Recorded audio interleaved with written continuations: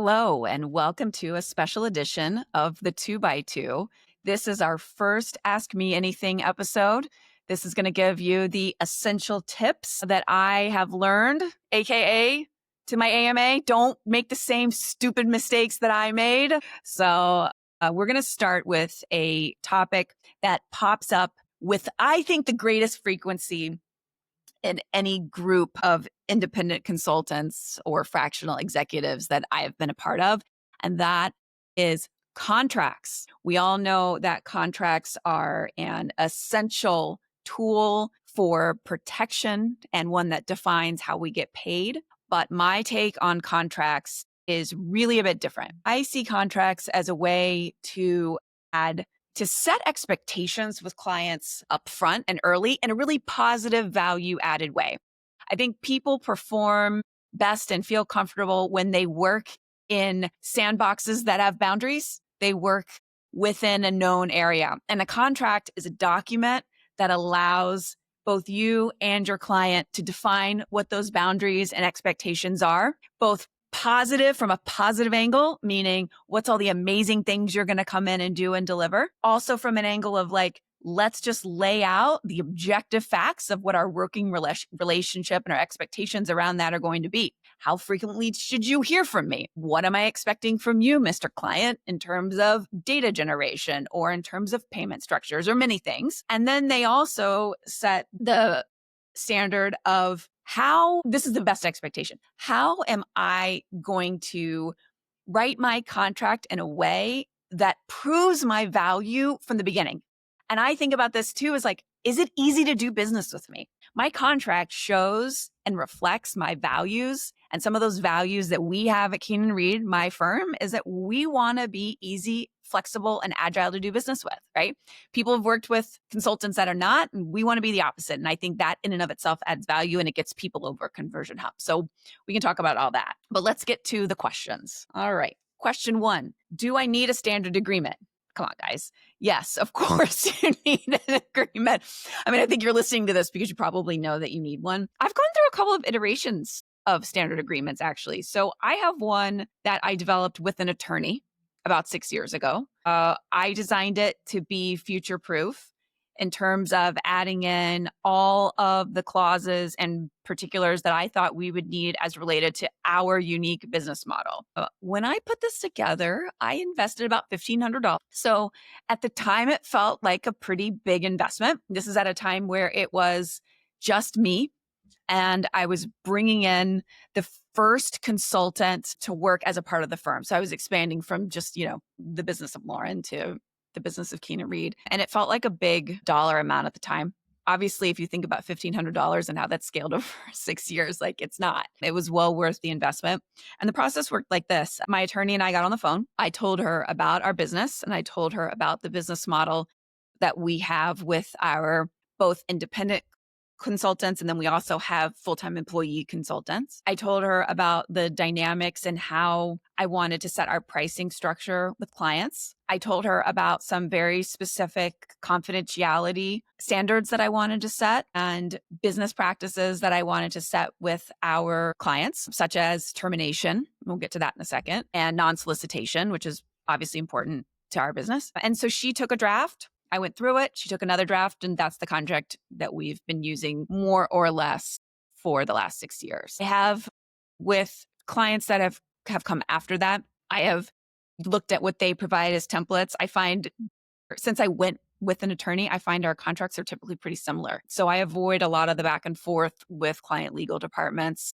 I do make changes from time to time based on client needs. Sometimes they want to talk about our non-compete, expanding into some of their competitors. Sometimes they want to talk about payment terms and days, and that's fine, totally normal.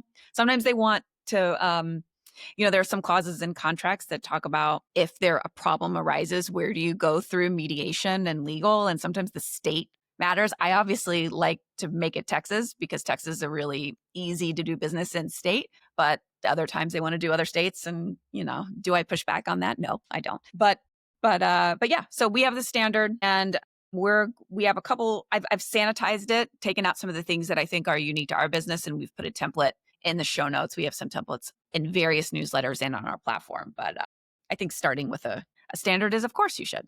All right. Do I need an LLC to form a contract? Okay. So what is an LLC? An LLC is a limited liability corporation. I am not an attorney. I learned what I learned from business school. So this is not any kind of legal advice, but an LLC from a business owner's perspective does a couple things. First, it protects you from any individual liability. If your company is sued, your house is protected. Obviously, that's important.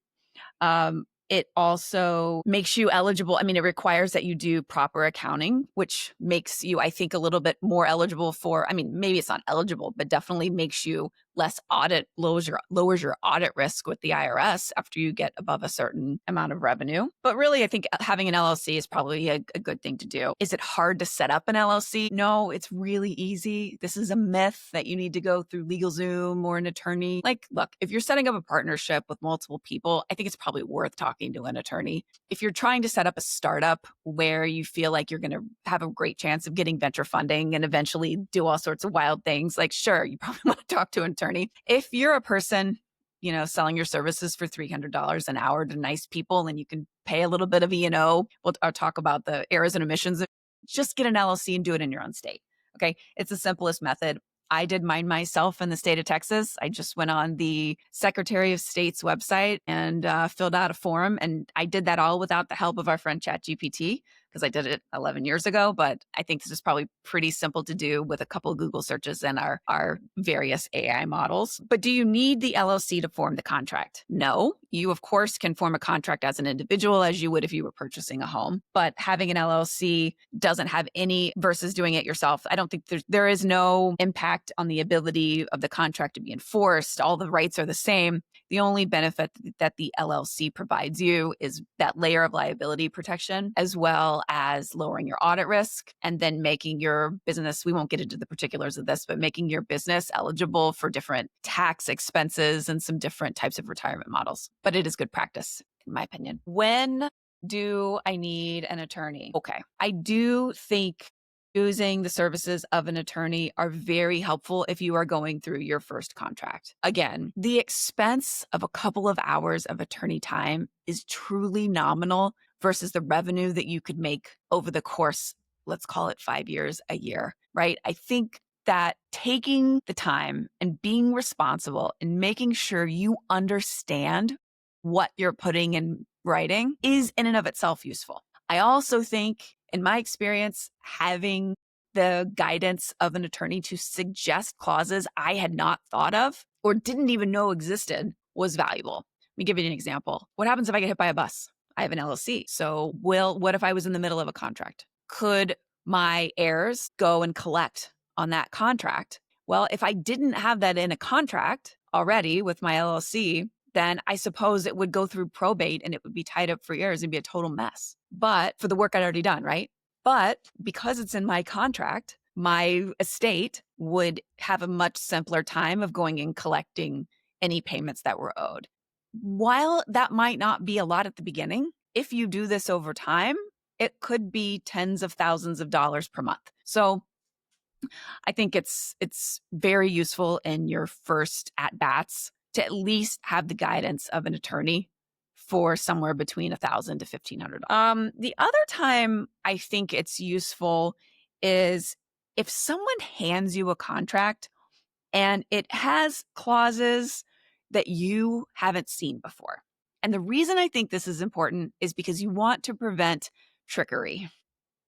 Again, this is in this scenario in my head. If you're seeing clauses that you haven't seen before, it means that you have some level of experience, which means if you took the advice at first, you already have a relationship with an attorney. Okay. So let's imagine this is a $300 to $400 hour. It's worth the call. I have paid, much more than $1,500 in my course of my relationship with my amazing attorney who is still my attorney.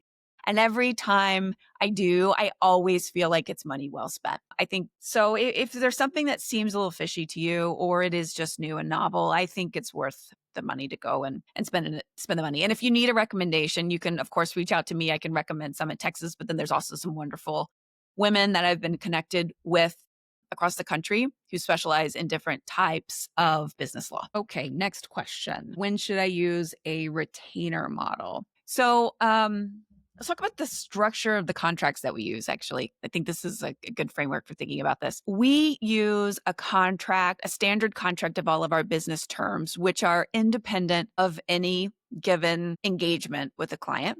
And then we have a appendix or an attachment to that contract, which has the specific scope, payment amounts, payment terms for that specific piece of work. And so the piece we're talking about here is how do you talk about the fee format within the contract. So for us, it sits inside of that attachment. So it is unique and I can change it for each engagement that either I or one of the members of our team work on.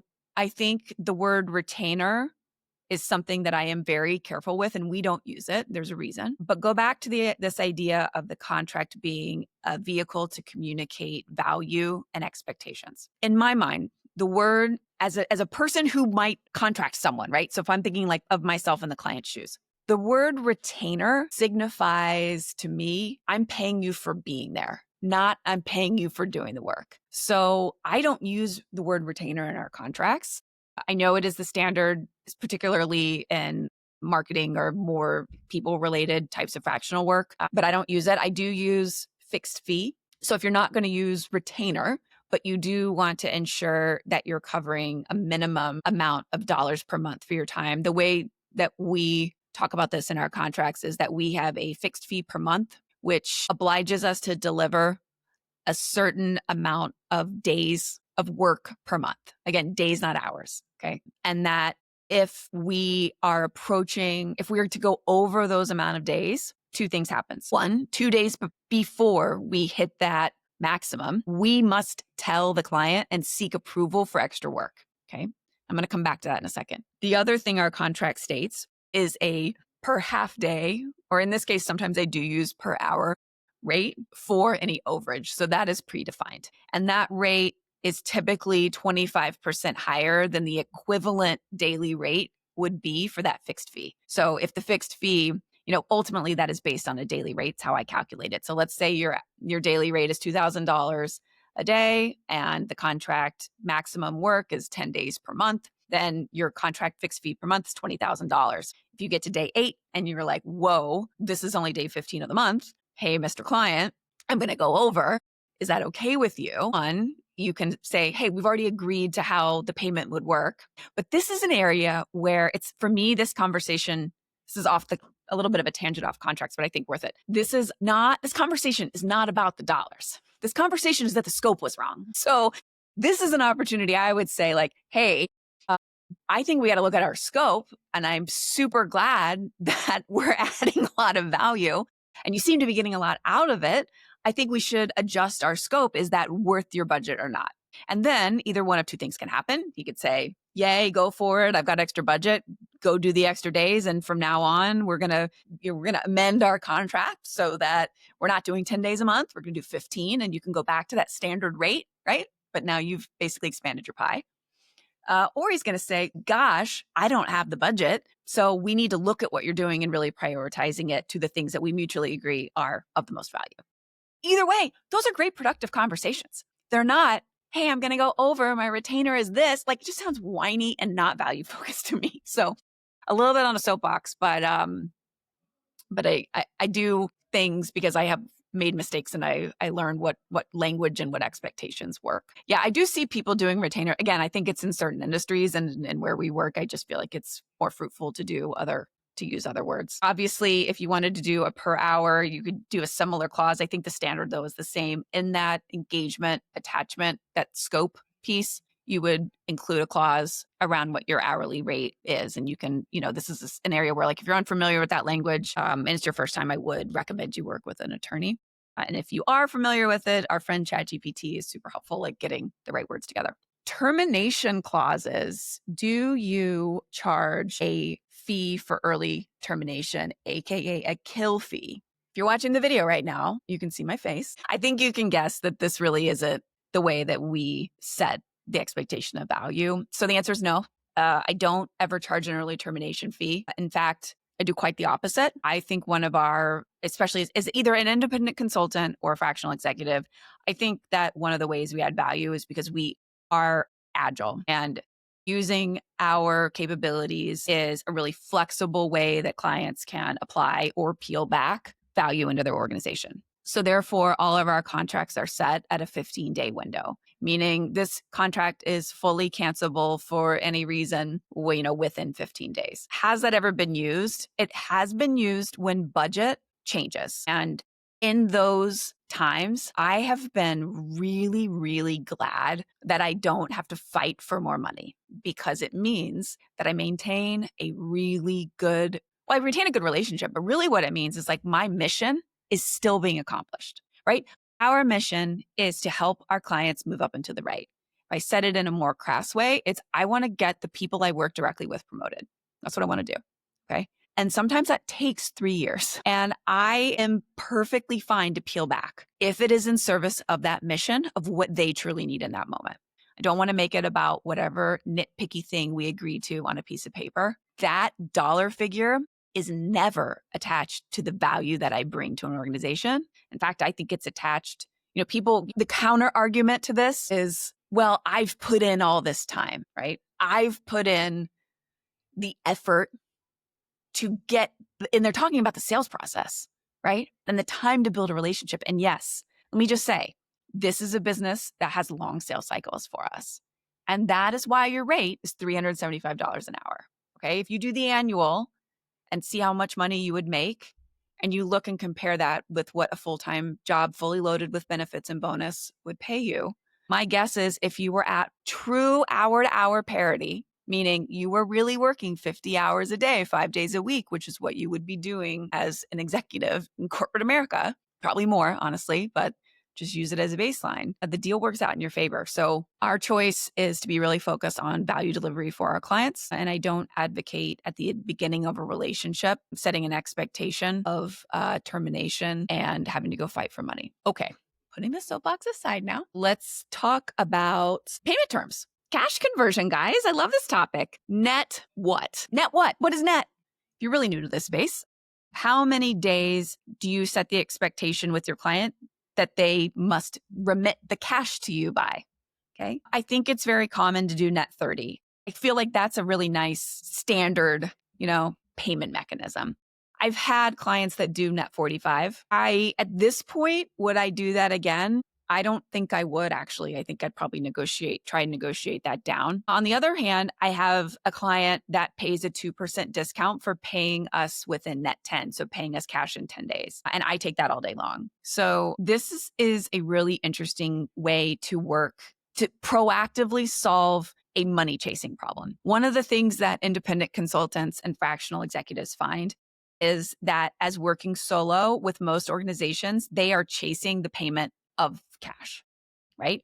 It gets lost, particularly in small and mid-sized organizations where the finance team is doing this manually. You don't want to be using your valuable time to go and confirm cash has been received over and over and over again. You want to go and find it's there and have that not be a topic of conversation. And a really great way to do this is just to incentivize rapid payment. The other reason that you might want to do this is because cash conversion makes you money. So what do I mean by that? Well, if you maintain a pile of cash in a high yield savings account, that cash makes money. This used to be not a big deal. Like I never really thought about this until some of the fintech platforms out there made this super easy. We use Ramp. Ramp started as let's call it a credit card solution and expense management solution, but is now a fully functional finance operations platform. And they offer treasury accounts, both operating accounts and savings accounts. Savings account right now is at 4.27%, and the operating account is at 2.5.